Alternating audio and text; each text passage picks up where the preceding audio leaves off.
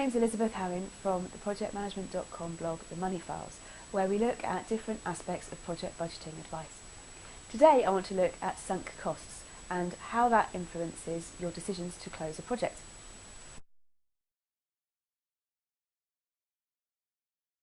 Now, sunk cost is something that has already been spent. It's money that's been lost on the project, you've incurred it already, the costs have been spent and there's nothing you can do about it. So they are the actual costs that your project has already incurred. You can't get them back and there's nothing you can do. And I know I'm stressing the point, but it is really important when we come to look at decisions for the future of your project to really bear in mind the fact that once money is spent, it's spent and there's nothing you can do about it. So why does that potentially give us a problem when it comes to closing down projects?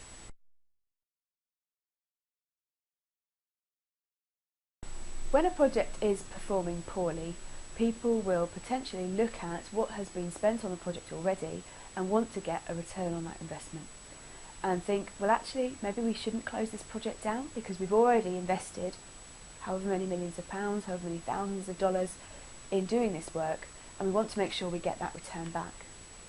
You could argue that that's actually going to end up by throwing good money after bad. And when you're making a decision about whether or not to close a project, you shouldn't take sunk costs into account. You should always be looking forward at what the potential benefit of this project is going to be. So if we can take sunk costs out of the equation, what should we be doing when we're looking at closing a project instead?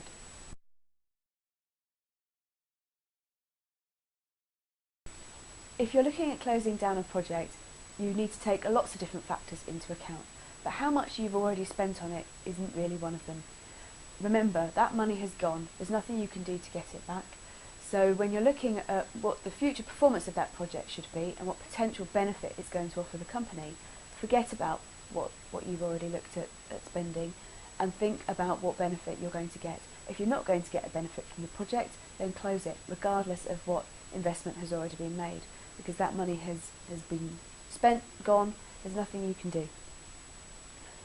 Then you can close down the project in the normal way, but I would recommend that you do a report to analyse how that money has already been spent and potentially if there are any savings or pieces of the project that can be saved or be deployed in a much smaller way so that you do get some kind of investment back, then you can recommend that we go ahead and do it like that. However, you should always make sure that your project closure decisions are based on what the project can offer you as a business benefit in the future and not on what money has already been invested.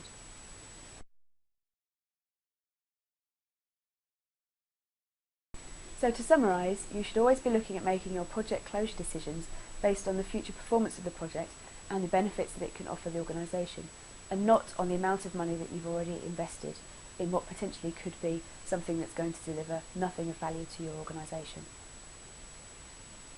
So thanks for listening. That's the latest instalment in the Money Files blog, and there are plenty more videos with project management budget advice on our YouTube channel, so why not take a look.